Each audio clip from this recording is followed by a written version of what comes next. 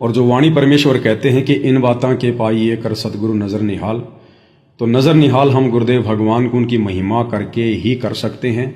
और महिमा भाई और बहनों असल में गुरुदेव की उसी समय होती है जब हम गुरुदेव को पहचान जाते हैं कि वास्तव में ये परमेश्वर है, ये परमात्मा है, ये स्वयं कबीर देव है, सतलोक के राजा हैं और अपने नियम अनुसार जैसा कि वेदों में परमेश्वर ने अपना विधान लिखाया है कि वो परमात्मा सतलोक से चलकर गति करके सशरीर अपनी अच्छी आत्माओं को आकर मिलता है और उनको भक्ति करने की दृढ़ प्रेरणा करता है।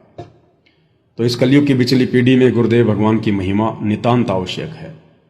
लेकिन साथ में भाई और बहनों काल बलि का भी जोर बराबर रहेगा, क्योंकि इस ब्रह्मांड में दो ही मुख्य शक्तियां हैं, एक तो कबीर परमेश्वर सतगुरु रामपाल जी और दूसरा ये काल ज्योति निरंजन जिसने तपस्या करके 21 ब्रह्मांड प्राप्त कर रखे हैं, जो यहाँ पर नकली भगवान बन के बैठा हुआ है।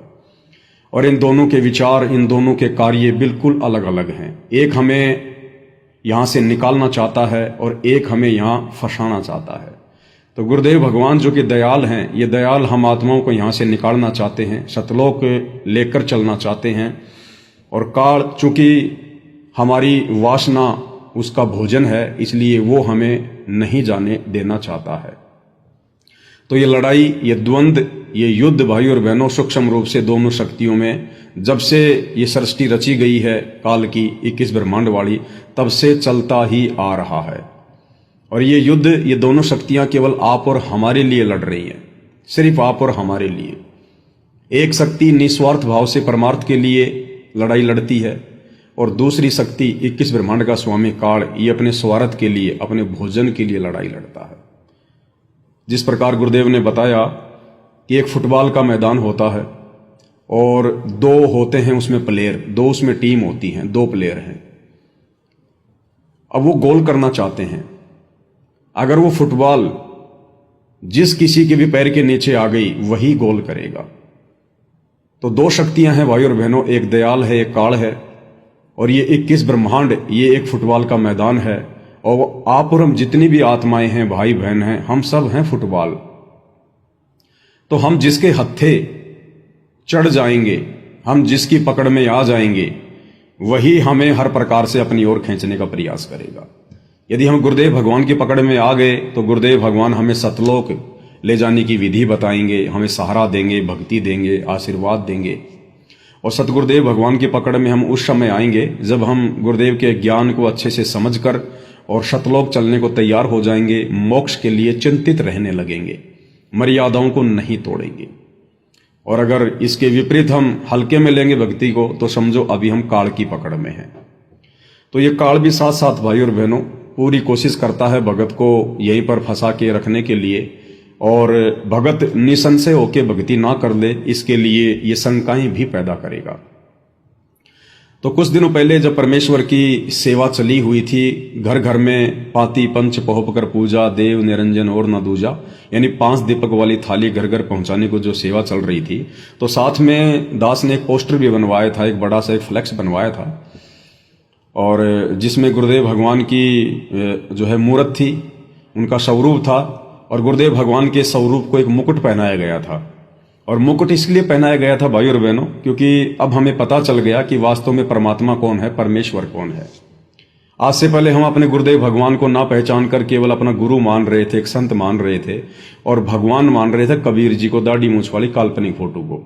और हम सब देखते हैं भाई और बहनों, उस कबीर जी की काल्पनिक फोटो के ऊपर आपको मुकुट दिखाई देगा, बिना मुकुट के आपको फोटो मिलेगी नहीं। जो सिंहासन पे बैठा हो वो फोटो आपको बिना मुकुट के नहीं मिलेगी। और उसको मुकुट क्यों पहनाया गया? क्योंकि उसको परमात्मा मान रहे थे। परमात्मा कि परमेश्वर तो सबसे बड़ा शहंशाह होते हैं, राजा होते हैं, और राजा के सिर पर तो मुकुट ही शोभा देता है। और सतलोक में परमात्मा जो असंख्य ब्रह्मांडों के स्वामी के रूप में सिंहासन पर बैठे हुए हैं, तो गुरुदेव बार बार जिक्र करते हैं कि परमात्मा के सिर पर मुकुट है, मुकुट। तो जब हमें ये पहचान हो गई कि सतगुरु रामपाल जी ही वो कबीर भगवान हैं, कबीर परमेश्वर हैं, और पूरी सृष्टि में एकमात्र मुकुट पहनने के अधिकारी हैं।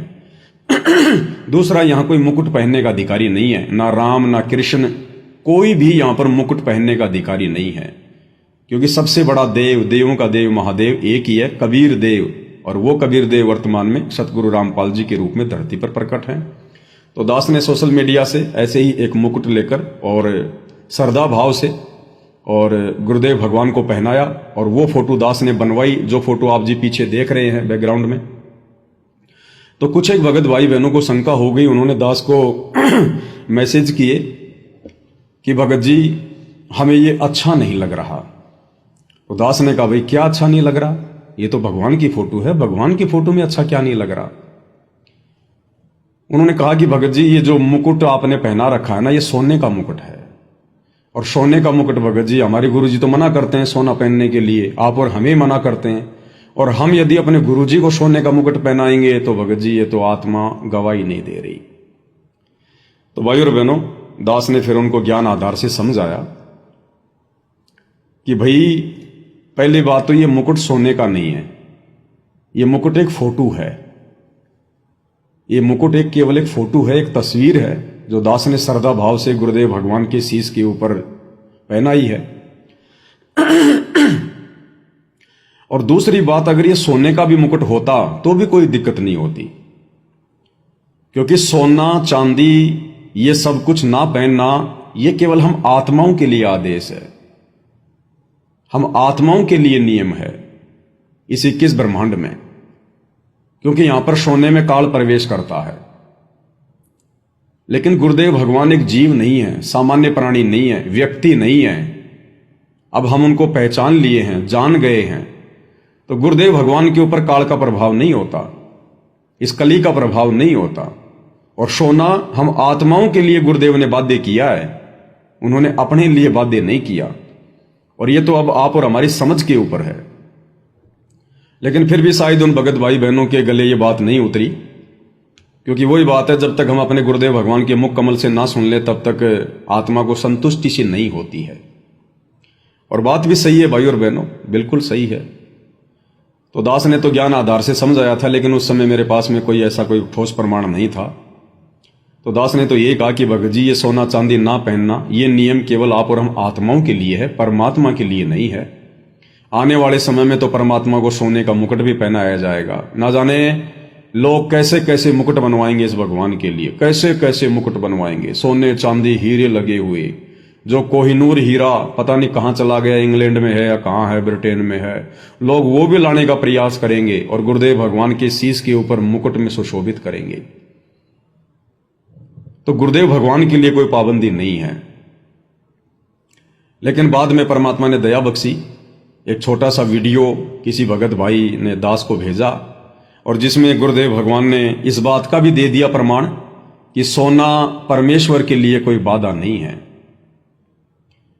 और गुरुदेव ने काशी के भंडारे का जिक्र किया कि जिस समय परमात्मा और रविदास जी दोनों झोपड़ी में जाकर बैठ गए और कहने लगे भाई रविदास किसी भी प्रकार से आज रात्रि का समय व्यतीत हो जाए, ये लोग हमें जीने नहीं देंगे, हमारे नाम की झूठी चिट्ठियां डाल दी, 18 लाख मेहमान आ गए, अब बताओ हम इनको कहां से भोजन खिलाएंगे।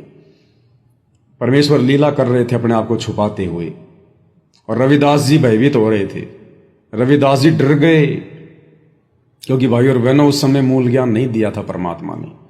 भले ही रविदास जी परमात्मा के साथ में रहते थे, लेकिन उनको पहचान नहीं पा रहे थे। कहते हैं नामा और रैदास रसीला, कोई न जाने अवगत की लीला। नामा यानी नामदेव और रैदास यानी रविदास जी, ये परमात्मा के साथ रहे थे, उसके बावजूद भी ये परमात्मा को पहचान नहीं पाए। अन्यथा किस बात का डर था भाई और बहनों, किस बात का भय था। आज हमारे पूज्य गुरुदेव भगवान हिसार जेल में बैठे हैं और दुनिया ना जाने उनके बारे में क्या कहती है, और हम सत्सेवक भाई बहन आज उनको पहचान कर और बिल्कुल खुलेआम कह रहे हैं कि कोई कुछ बाल तो बाका करके दिखाओ उनका।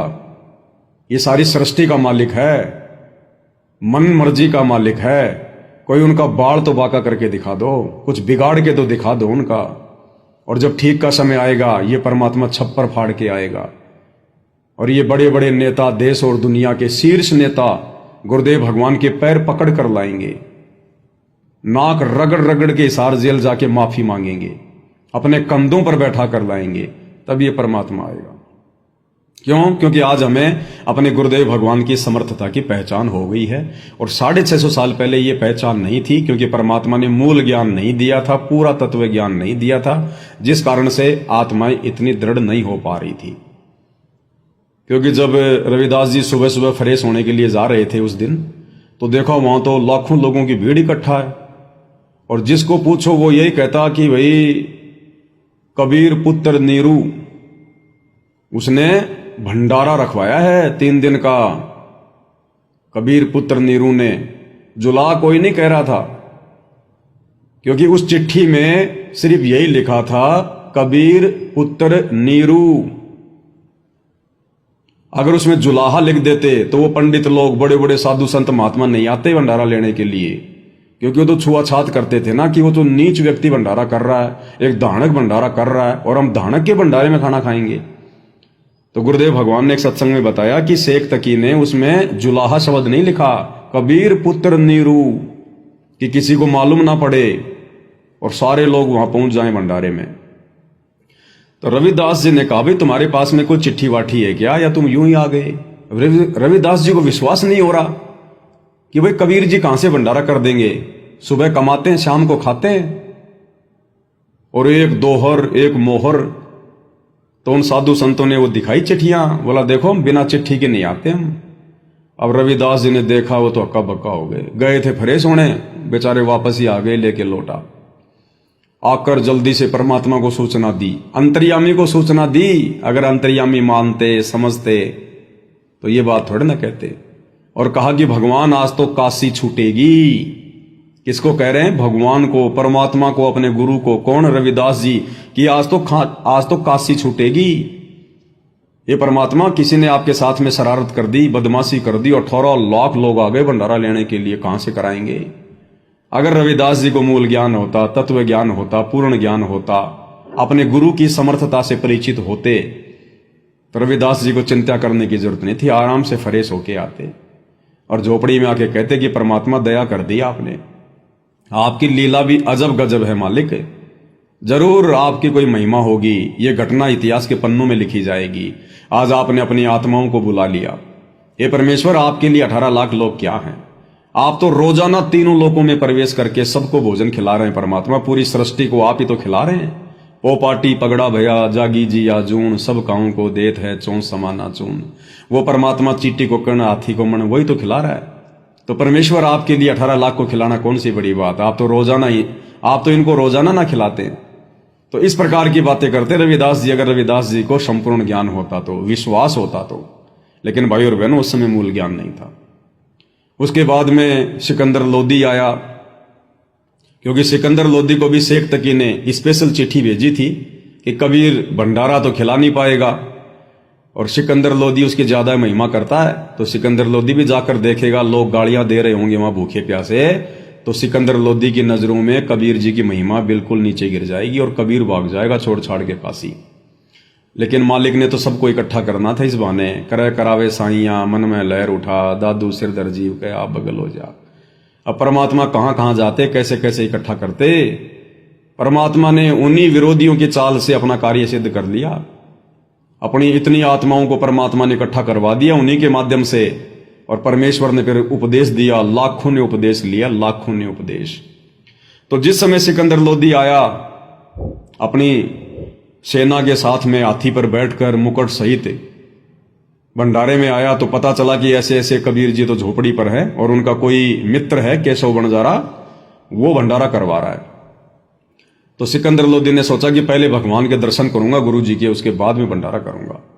देखो ये भी हमारे को शिक्षा मिलती है। हम कहीं भी जाएं, किसी साथ संगति में, किसी आश्रम में, और कई भाई बहन जाते ही चाय राम पे टूट पड़ते हैं, कई जाते ही भोजन पे टूट पड़ते हैं कि देख मैंने कहा था ना यहाँ 24 घंटे भंडारा चलता, पी तेरे से जितनी चाय पी जाए उतनी। तो यहां में शिक्षा मिल रही है कि हम किसी भी समागम में जाएं, किसी भी भंडारे में जाएं, सबसे पहले अपने गुरुदेव भगवान के दर्शन करें, उनको दंडवत प्रणाम करें, उसके बाद में फिर आराम से हम भोजन पानी प्रसाद ग्रहण करें, क्योंकि उस परमेश्वर की बदौलत ही हमें वहां जाने का मौका मिलता है, वहां पर भोजन भंडारा खाने का मौका मिलता है। तो जिसकी बदौलत ये सब कुछ हो रहा है, सबसे पहले उनके दर्शन, उनको दंडवत प्रणाम। तो सिकंदर लोदी परमेश्वर जी की झोपड़ी पे गया और बाहर से आवाज लगाई कि हे परवरदिगार दरवाजा खोलो। अब परमात्मा तो परमात्मा थे, लीला कर रहे थे। मालिक ने कहा भाई कौन? तो बाहर से आवाज आई कि आपका दास दिल्ली का बादशाह सिकंदर लोदी आपके दर्शन करना चाहता है मालिक। तो कबीर परमेश्वर सतगुरु रामपाल जी भगवान ने कहा कि राजन, मैं दरवाजा नहीं खोलूंगा, मेरे साथ तो बहुत बुरा मजाक किया किसी ने, मैं तो बड़ी मुश्किल से अपने परिवार का पालन पोषण करता हूं और 18 लाख लोग आ गए यहां पर, बताओ मैं कैसे भोजन खिलाऊंगा, मैं किसको भोजन खिलाऊंगा। तो बाहर से सिकंदर लोदी ने कहा कि हे परवरदिगार, आप दुनिया को मूर्ख बना सकते हो, आप अपने दास को मूर्ख नहीं बना सकते। मैं आपकी समर्थता से भली भांति परिचित हूं परमात्मा, आपने तो रंग लगा रखे हैं, आपने तो मनमोहन भोजन लोगों को खिलाना शुरू भी कर दिया। आपका एक मित्र केशव बंजारा आ चुका है, भंडारा शुरू हो चुका है, जो जो लिखा था चिट्ठी में सब कुछ व्यवस्था है परमात्मा। उसके बाद में परमात्मा ने रविदास जी से कहा कि वे रविदास कुंडी खोल दे। तो रविदास जी ने डरते डरते दरवाजा खोला कि कहीं हमारी पिटाई ना हो जाए आज। तो जैसे दरवाजा खुला, सिकंदर लोदी ने कबीर परमेश्वर सतगुरु रामपाल जी को मुकुट समेत दंडवत प्रणाम किया, मुकुट समेत। और उसके बाद कहा कि आप चलिए मालिक, लोग आपका इंतजार कर रहे हैं, लोग आपके दर्शन करना चाहते हैं कि ऐसा मनमोहन भंडारा कभी देखा ना सुना, ऐसे ऐसे स्वादिष्ट व्यंजन कभी जिंदगी में खाए नहीं। कौन है वो कबीर जिसने ऐसा भंडारा दिया? ये परवरदिगार, दुनिया आपके दर्शन करना चाहती है, आपकी दर्शनाभिलाषी है। तो परमात्मा उसी समय अपनी झोपड़ी से बाहर निकले और गुरुदेव ने बताया सत्संग में कि जैसे ही परमात्मा झोपड़ी से बाहर निकले, ऊपर आसमान से सतलोक से फूलों की बारिश होने लगी, फूलों की बारिश। यहां के देवी देवताओं से बारिश नहीं करवाते परमात्मा, इस गंदे लोक के फूलों से बारिश नहीं करवाते परमात्मा, सतलोक से फूलों की बारिश होने लगी।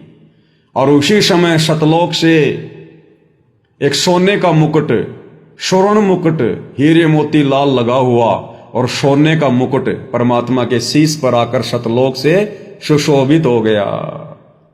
और उसके बाद परमात्मा को सिकंदर लोदी ने हाथी पर बैठाया अंबारी में और खुद चारों तरफ के दरवाजे खोल दिए उसके अंबारी के, और खुद चवर करने लगा अपने भगवान के, अपने गुरु जी के ऊपर चवर करने लगा। तो सतलोक से सोने का मुकुट आया, सोने का मुकुट। तो सुनते हैं गुरुदेव भगवान के मुख कमल से, ताकि भगत भाई बहनों की शंका का समाधान हो। क्या कह रहे हैं परमात्मा?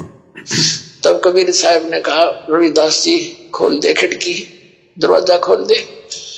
दरवाजा खोल दिया। सिकंदर लोदी ने दंडोत प्रणाम किया समेत मुकुट के चरणों में और कहा, मालिक एक बार चलो तो आपके दर्शन के विलासी है लोग, आप दया करो दाता, दर्शन दो, देखो वहां भंडारा चला रखा आपने।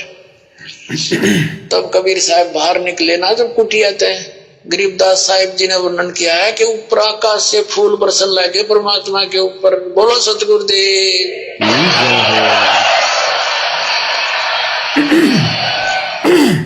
फिर कबीर परमात्मा ने अपने आप ऊपर से एक मुकुट आ गया कबीर जी के सिर पे, सतलोक से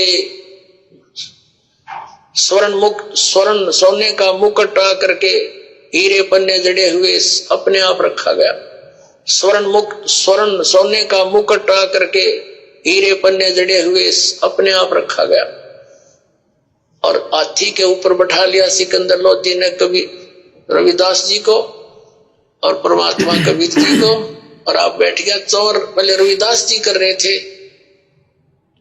तो भाई और बहनों, उम्मीद करूंगा शंका का समाधान हो गया होगा पूज्य गुरुदेव भगवान के मुख कमल से सुनने के बाद में कि सोना चांदी, आर्टिफिशियल ज्वेलरी, ये गहना वगैरह, दुनिया भर का दिखावा, ये हम भगत भाई बहनों के लिए इस काल के लोक में प्रतिबंधित है। बाकी परमेश्वर के लिए कोई भी चीज प्रतिबंध नहीं है। ये परमात्मा है, समर्थ है, इनके ऊपर किसी का कोई प्रभाव नहीं होता, ना काल का, ना दुर्गा का, किसी का भी नहीं होता। और आने वाले समय में तो परमेश्वर के लिए सोने के बर्तनों में, सोने की उन कटोरियों में, सोने के थाल में परमेश्वर के लिए भोजन जो है वो परोसा जाएगा। चांदी की थाली में गुरुदेव भगवान के चरण कमल धोए जाएंगे, वो चरणामृत पिया जाएगा। अभी भाई और बहनों, जिन जिन आत्माओं ने गुरुदेव भगवान को पहचाना है, सत्सेवक आत्माओं ने, अभी उनका सामर्थ्य नहीं है ने ना जाने क्या कर दें अपने भगवान के लिए, अपने परमात्मा के लिए। और जिन लोगों का सामर्थ्य है उन्होंने अपने गुरु को भी परमात्मा माना नहीं, इन आश्रम वालों ने, गुरु जी के परिवार ने, कोऑर्डिनेटरों ने। तो आने वाले समय में भाइयों और बहनों इसी परमेश्वर की महिमा होगी, इन्हीं का गुणगान होगा और आत्माएं इस परमेश्वर के लिए ना जाने क्या कर गुजरने को तैयार हो जाएंगी जब इनकी पहचान हो जाएगी। तो ये सोना केवल भगत भाई बहनों के लिए प्रतिबंधित है, परमात्मा के लिए प्रतिबंधित नहीं है।